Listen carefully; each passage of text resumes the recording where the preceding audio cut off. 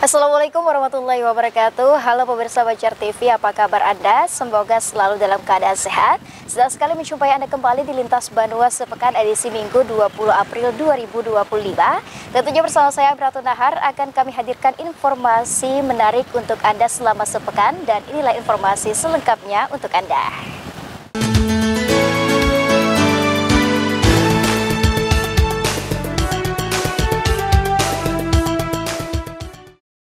Pengawal lintas sepekan hari ini, Direktorat Reserse Kriminal Khusus Polda Kalsel mengamankan 2 terduga pelaku penjual BBM berjenis Pertalite dengan harga di atas head.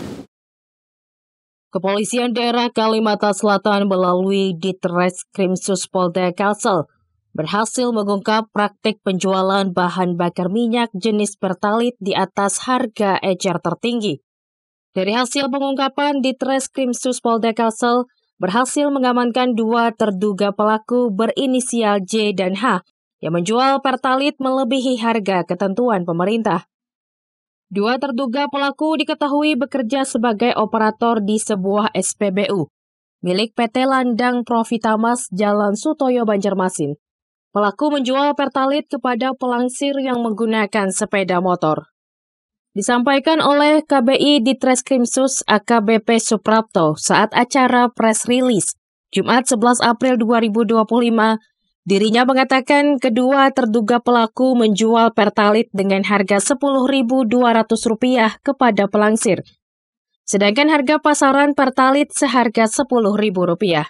Itu harganya adalah untuk wilayah Kalimantan, itu harganya Rp10.000, tetapi dari oknum operator ini mereka menjualnya dengan harga Rp10.200. Ya, ini sudah menyalahi aturan dengan penjualan melebihi dari harga head. Selanjutnya, dirinya mengatakan anggota Ditreskrimsus Polda Kalsel berhasil menyita barang bukti 335 liter Pertalite, dan kasus ini masih dalam proses penyelidikan.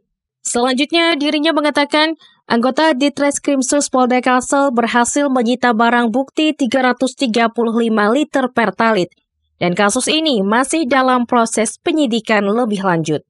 Ferry Putra melaporkan untuk Banjar TV. Informasi lainnya, Polres Banjarbaru beserta pihak terkait melaksanakan kegiatan apel pergeseran pasukan untuk persiapan pemungutan suara ulang PSU di Kota Banjarbaru.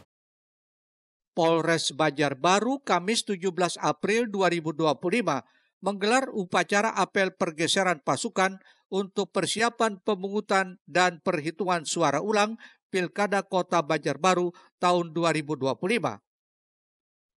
Upacara apel pergeseran pasukan dipimpin langsung Kapolres Banjarbaru AKBP Pius Ek Febri Acingloda, diikuti oleh aparatur terkait dari unsur TNI dan Satpol PP.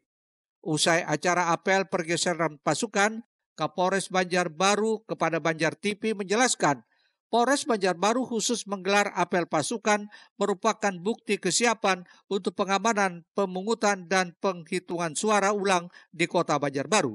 Disebutkannya untuk pengamanan PSU Kota Banjarbaru dikerahkan sekitar 825 personil dari unsur TNI, Polri, dan Satpol PP. Sedangkan untuk pengamanan Polri, Polres Banjarbaru mendapat bantuan personil tambahan dari Polda Kalsel, Polres Tanah Laut, Polres Banjar, dan Polresta Banjarmasin, serta Polres Batola. Kita melaksanakan apel gelar pasukan khusus pengamanan di TPS. Jadi ada TNI, Polri, dan juga Pol PP. Dari Polri sendiri untuk khusus pengamanan TPS ada 425 personil yang kita libatkan, didukung oleh TNI dan dari Satpol PP.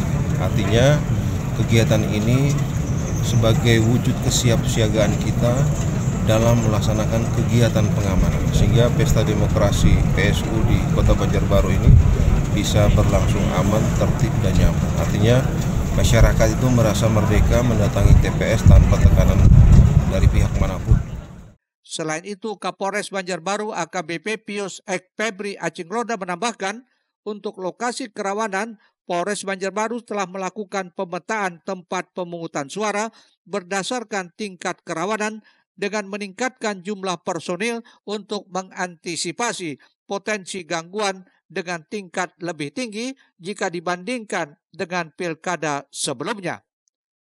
Ferry Putra melaporkan untuk Banjar TV. Pemirsa, Badan Pengawas Pemilu Bawaslu Banjarbaru mulai bersiap menghadapi pelaksanaan pemungutan suara ulang Pilkada Banjarbaru. Namun persiapan ini sempat diwarnai dengan mundurnya sejumlah anggota Panitia Pengawas Pemilu Kecepatan Panwascam. 3 anggota Panwascam mengundurkan diri setelah hanya 1 bulan bertugas. 1 orang memilih mundur karena mendapat pekerjaan yang lebih layak. Sementara 2 lainnya lolos dalam program Sarjana Penggerak Pembangunan Indonesia atau SPPI. 2 anggota yang lolos SPPI berasal dari Kecamatan Landasan Ulin dan Cempaka. Mereka bahkan sempat mengikuti pelatihan teknis sebelum akhirnya memutuskan untuk mengundurkan diri. Ketua Bawaslu Kota Banjarbaru Nur Ihsan Senin 14 April 2025 kepada Banjar TV. Dirinya mengatakan 2 anggota lainnya juga memilih tidak melanjutkan tugas karena alasan pribadi, seperti melanjutkan pendidikan dan urusan keluarga. Dirinya juga mengatakan untuk mengisi kekosongan, Bawaslu Banjarbaru telah melakukan mekanisme penggantian antar waktu. Para pengganti telah melalui proses wawancara dan dinyatakan siap menjalankan tugas pengawasan. Dengan proses penggantian yang telah tuntas, Bawaslu Banjarbaru memastikan seluruh posisi Panwascam, PKD, dan PTPS kini telah terisi penuh. Ferry Putra melaporkan untuk Banjar TV. Pemirsa, ramai beredar video viral di salah satu kanal YouTube berdurasi 7 menit lebih. Bertuliskan viral, ini temuan relawan bagi-bagi uang di rumah tahfiz, memperlihatkan adanya dugaan pelanggaran tentang kegiatan money politik jelang pemungutan suara ulang dalam pemilihan wali kota dan wakil wali kota Banjarbaru.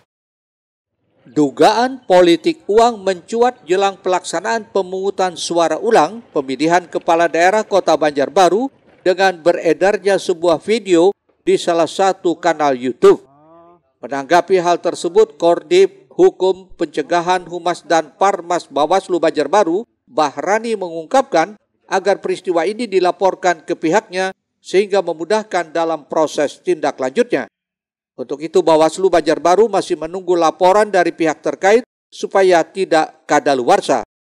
Jadi berkenaan dengan peristiwa terkait, kita itu sudah memintakan kepada pihak terkait untuk segera melaporkan ke Bawaslu Kota Banjarbaru. Ketika sudah dilaporkan, maka kita akan segera tindak lanjuti. Memang sudah kita mintakan, namun hari ini pihak terkait menyatakan segera akan melaporkan, maka kita tunggu dulu. Sementara lalu kemudian ketika memang harus dipastikan mereka laporkan ke Bawaslu Kota Banjarbaru, Bawaslu Kota Banjarbaru akan menindaklanjuti. Nah itu. Kemudian ketika memang berlalu, kita tetap juga melakukan penelusuran. Mintakan segera kemarin itu dengan mempertimbangkan waktu kejadian semenjak ditemukan 7 hari ya. Jangan sampai lewat. Maka itu menjadi kadaluarsa. Dan itu kita tekankan ya harus segera disampaikan atau dilaporkan ke Bawaslu Kota Banjarbaru. Sementara itu, Koordinator Gerakan Masyarakat Peduli Demokrasi atau GMPD Banjarbaru Rahmadi menyayangkan kejadian tersebut. Ia pun mengaku mempunyai bukti adanya dugaan money politik jelang PSU. Secara langsung menemukan dugaan money politik. Beliau, saudara MA ini, ya memang secara di lingkungan dia sendiri menemukan itu. Walaupun saudara ini juga adalah bagian dari kami Gerakan Masyarakat Peduli Demokrasi. Sehingga beliau merekam kegiatan yang terjadi di sana. Sebenarnya ini hal yang lumrah sebenarnya terjadi di tiap kecamatan, di tiap kelurahan sudah. Tapi yang membuat beliau sakit hati ini, pembagian itu mencederai dilakukan di rumah tahfiz Quran. Seandainya di rumah warga Itu banyak terjadi di Cempaka, di Manggis, di Palam. Di rumah warga mereka membagi, ini di rumah tahfiz Quran. Gerakan Masyarakat Peduli Demokrasi diketahui telah melaporkan dugaan politik uang ini ke Bawaslu Kalimantan Selatan. Ahmad Ramadhani, Banjar TV. Pemirsa, Kapolda Kalimantan Selatan Irjen Pol Rosyanto Yuda Herbawan meninjau kebun jagung di lahan gambut Jalan Gubernur Syarkawi, Sungai Tabu, Kabupaten Banjar. Acara kunjungan Kapolda Kalsel bersama gubernur dan seluruh unsur Porkopimda merupakan bagian dari pemantauan terhadap program pertanian di lahan gambut yang digagas Polda Kalimantan Selatan. Kegiatan ini dilakukan sebagai bagian dari program pertanian Polda Kalsel. Dalam kesempatan kunjungan hari Selasa 15 April 2025, Kapolda Kalsel Irjen Pol Rosyanto Yuda Herbawan menyatakan program tanam perdana jagung di lahan rawa berharap hasilnya maksimal hingga panen. Kita sudah bekerja sama juga dengan UNLAM seperti yang disampaikan Pak Gubernur tadi. Di UNLAM ada ahli hama di situ. Ibu Sukma kalau nggak salah, itu juga membantu kita, Pak Kadis juga membantu kita, beliau terjun langsung dengan personilnya. Dan untuk hama monyet, nanti kita buatkan cara untuk mengusirnya, salah satunya itu melalui orang-orangan atau kita minta bantuan masyarakat yang memelihara anjing untuk bisa patroli terhadap hama monyet.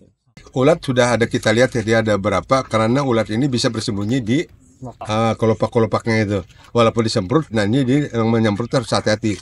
Jadi kurasa kalau pakai drone menyemprotnya kurang sempurna, tapi harus pakai manual. Nah, tetapi pakai manual ini supaya sempurna. Kapolda Kalsel juga menyebut tantangan utama sekarang ini adalah hama ulat gerayak dan gangguan monyet yang kini ditangani bersama oleh tim ahli dari Universitas Lambung Mangkurat. Selanjutnya, Gubernur Muhyiddin menyatakan pemerintah Provinsi Kalimantan Selatan memberikan dukungan penuh terhadap program tanam jagung dalam rangka mewujudkan swasembada pangan di daerah, khususnya di Kalimantan Selatan. Peri Putra melaporkan untuk Banjar TV. Pemirsa, usai pariwara berikut ini kami hadirkan Direktur Sanitasi PUPR Tinjau TPAS Basiri. Informasi selengkapnya sesaat lagi.